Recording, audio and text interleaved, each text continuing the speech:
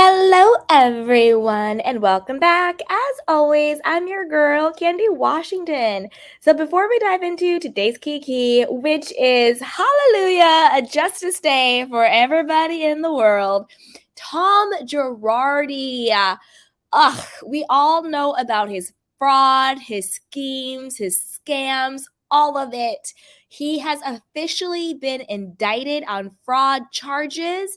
It's about to go down.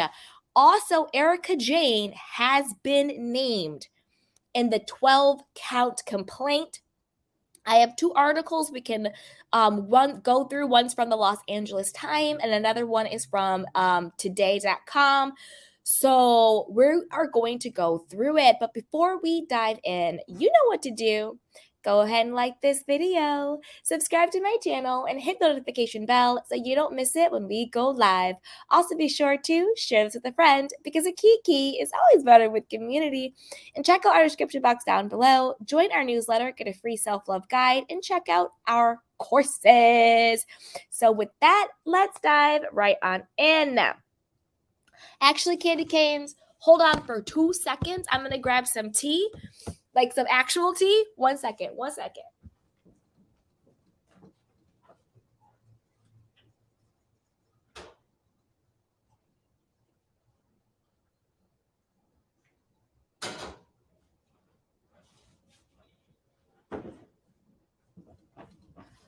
Okay, you guys, I am back. Thank you for waiting for me.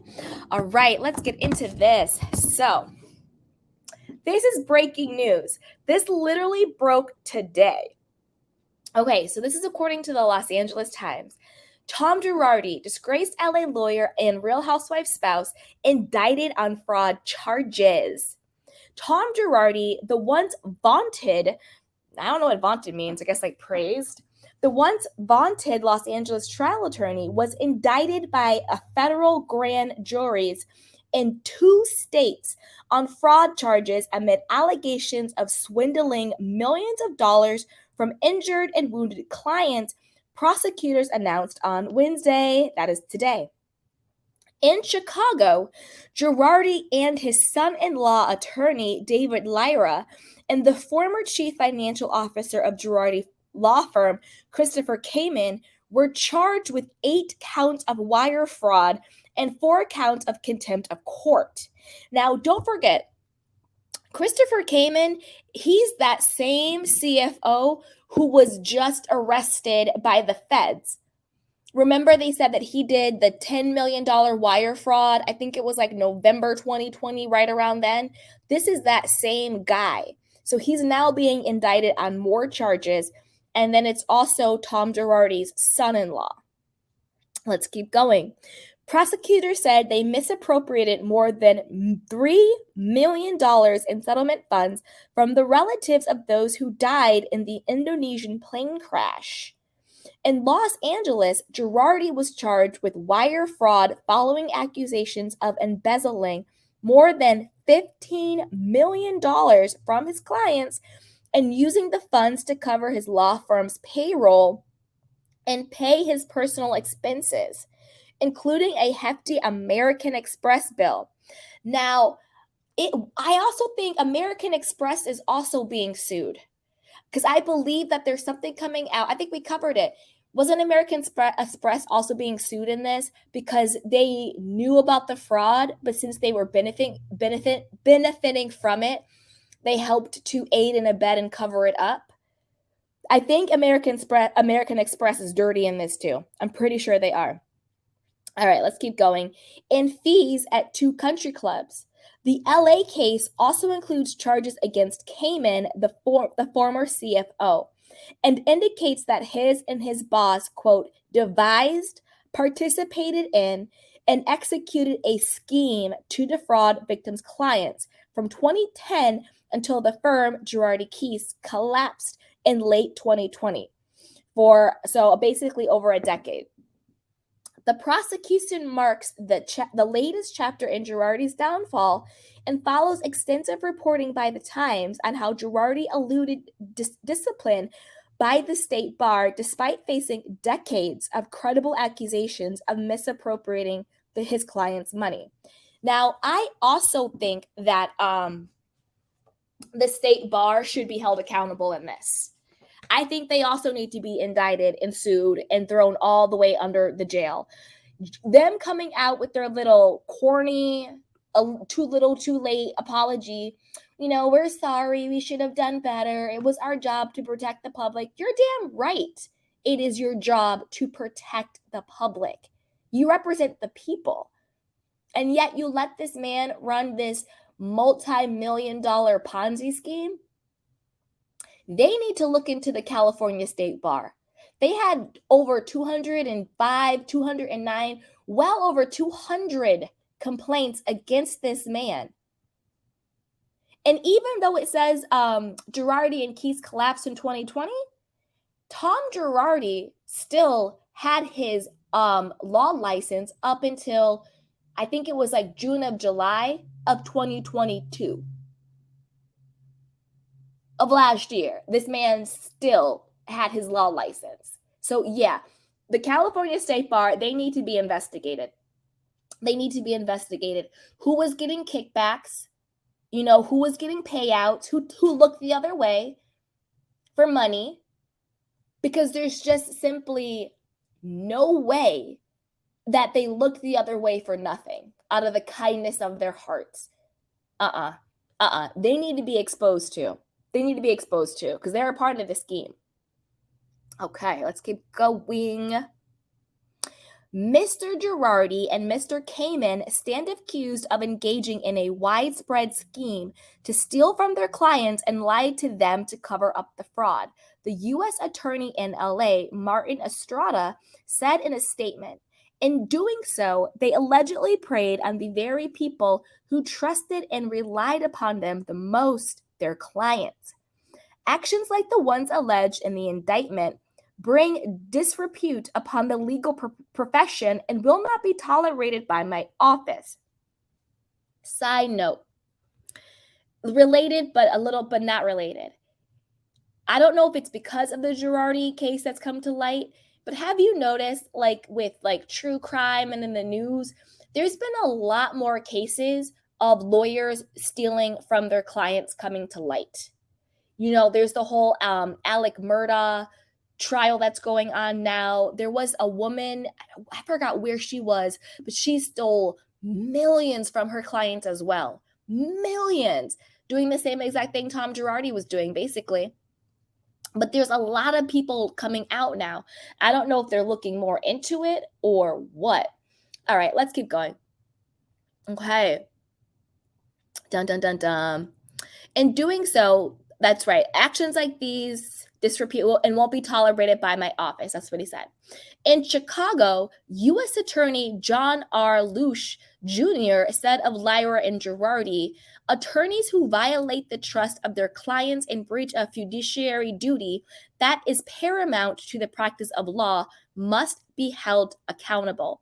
Now, when they talk about fiduciary duty, a fiduciary duty means that that person, they are legally, and ethically and morally bound to act in your best interest.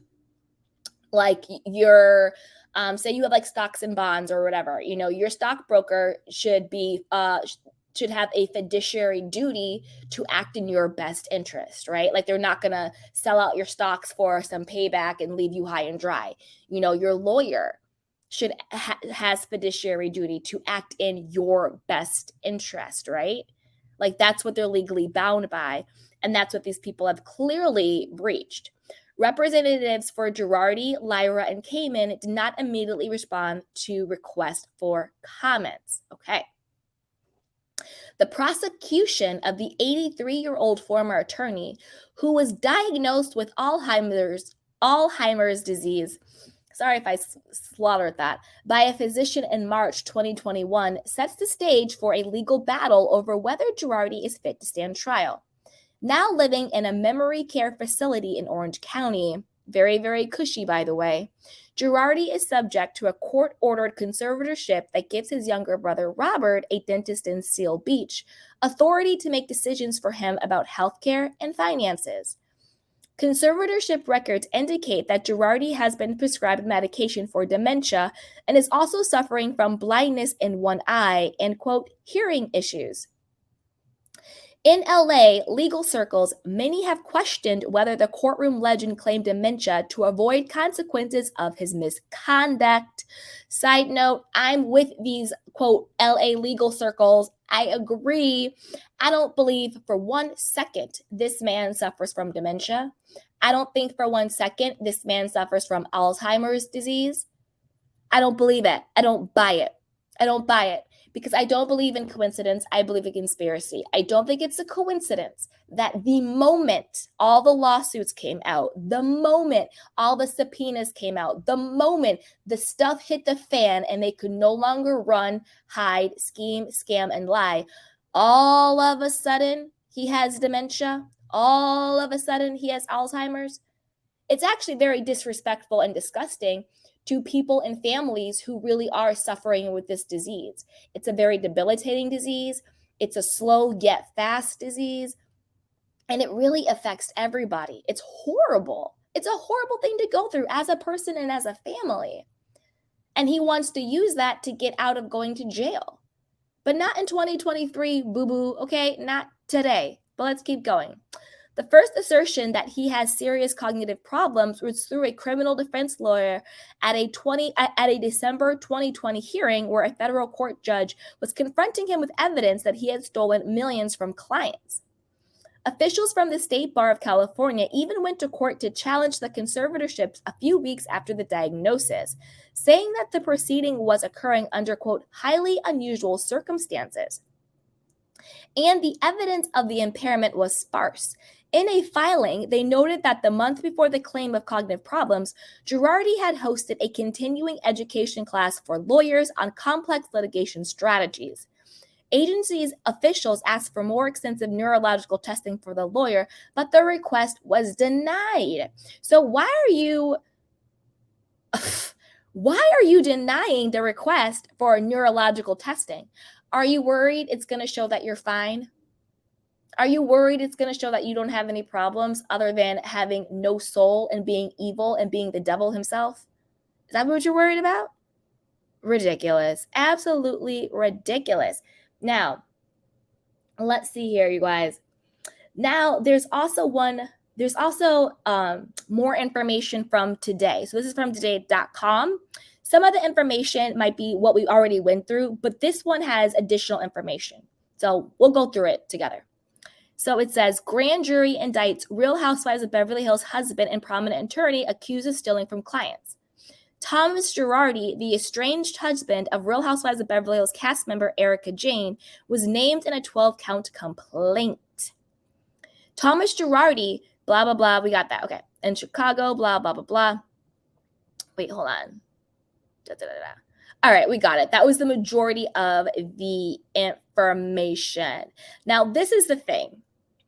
If I was Erika Jayne, I would be shaking in my freaking boots because the house of cards are about to come crashing down. Because if you think about it, now they've indicted Tom Girardi.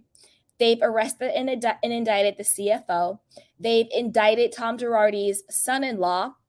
I think it's only a matter of time before Erika Jayne Girardi gets indicted. And I'm going to tell you why. I think that the feds want their pound of flesh when it comes to Erika Jayne. We already know that, the FDC, the feds, the FTC, all these people, they don't really like reality stars. They don't really like celebrities who thumb their nose at the law, who think that they are above it, who try to get away with it all, right? Like take Jen Shah, for example. Even though I think the judge was wrong in her ruling or his ruling, I think she should have gotten way more time than she got personally. I think 6.5 years was very lenient, in my opinion. They still like to make an example out of them. And I think that they're going to want their pound of flesh when it comes to Erika Jayne, given her behavior. during the last couple of years, still flashing the money, saying she doesn't give a damn about anybody else, saying alleged victims, saying Tom is innocent, this, that, and the third. I think that they're going to want their pound of flesh. And now that they are arresting and indicting a lot of people, they might be willing to make a little bit of deals here and there of people who have information against her. Because I think they want to indict her. I think they want to take her down. I really, really do. As they should, because it's freaking clear as day that she also participated in and benefited from the fraud scheme. So she should be indicted. She should be brought in, 100%. If I was Erika, I would be very, very scared. I also think they want their pound of flesh because they looked crazy and they look really, really whack when Tom Girardi's alleged love child, that guy Donald Alway, who was, a big top guy, he was an FBI official living in Mississippi, all of a sudden transferred to Los Angeles, and all of a sudden he was one of the top FBI officials overseeing the Tom Girardi case. Sorry. It made them look really bad. And if there's one thing the FBI, if there's one thing the federal government doesn't like, is when you thumb the nose at the law or when you embarrass them and make them look stupid. They don't like that. And Erika Jayne and Tom Girardi, that's exactly what they have done. They've thumbed their nose at the law and they've made them look bad and they made them look stupid.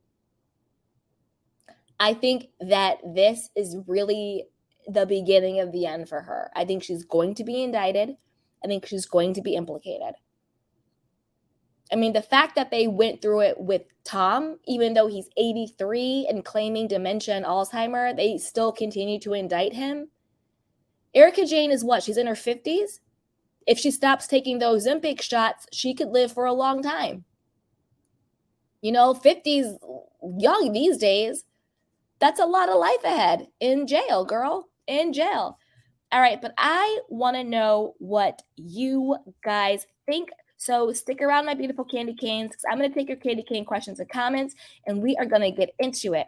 But for everybody who will be catching this on the replay, let me know what you think. Put it down below. Do you think that this is truly the beginning of the end for Erika? Because up until this point, Tom Girardi was living his best life over there in Orange County with the senior citizens, acting like he had a memory problem. But this indictment changes the game. And it's like I said before, they always start with the smaller fish to get the bigger fish. When I knew this situation was going to take that turn was when they arrested Christopher Kamen.